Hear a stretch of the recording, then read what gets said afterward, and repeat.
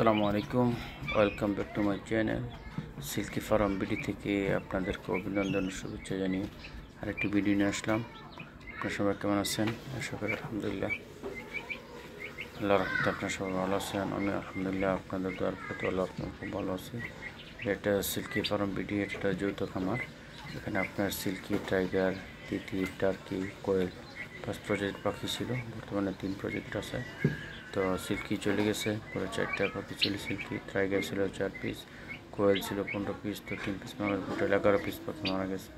তো এটা চেয়েছিলাম এই যৌথ খামার প্রকল্প করার জন্য ইনশাআল্লাহ। তো দেখা যাক।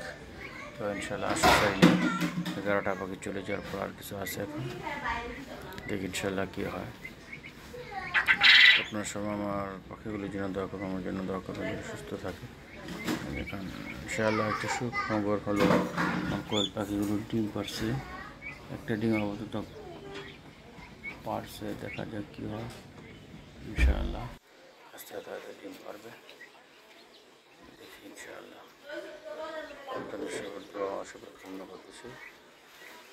এগুলি পালন পদ্ধতি খুব সহজ। দেখেন আমি এরকম ভাত দিয়েছি, দেখেন ভাত খেতেছে, কোয়েলও ভাত খায়, তিতিরও ভাত খায়, টার্কিও ভাত খেতেছে, সব চাল দিছি, ফিরি ঘাস, মানে সবই খায় না, সমস্যা হয় না, সব খানে রাখিয়ে থাকে।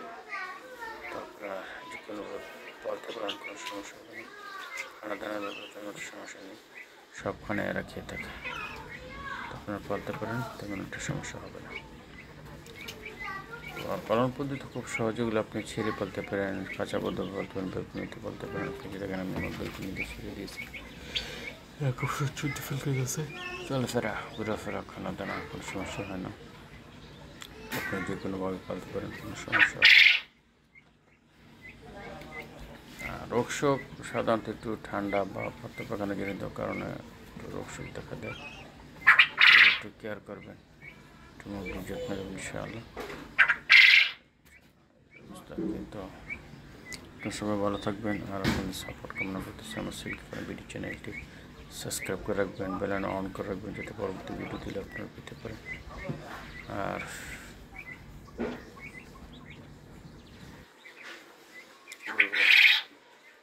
আপনার সবাই কেমন আছেন? ইনশাআল্লাহ ভালো আছেন। তো পালন পদ্ধতি খুব সহজ, তেমন কোনো সমস্যা নেই। আপনার ছোটো বয়সে শুরু করতে পারেন, সকালে বসে শুরু করেন, ইনশাআল্লাহ দিন বড় হবে ইনশাআল্লাহ। সময়ের পরে তোমার দিন বড় হয়ে যাবে ইনশাআল্লাহ। আপনার ছোটো পরিসরে শুরু করেন, 1 থেকে 2 পিস মুরগি নিয়ে শুরু করেন, টার্কি দিয়ে শুরু করতে পারেন, ইনশাআল্লাহ একদিন বড় হয়ে যাবে ইনশাআল্লাহ। শুরু করেন, একদিন বড় হয়ে যাবে।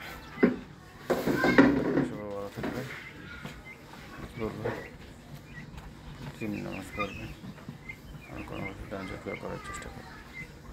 আসসালামু আলাইকুম ওয়া রাহমাতুল্লাহি ওয়া বারাকাতুহু।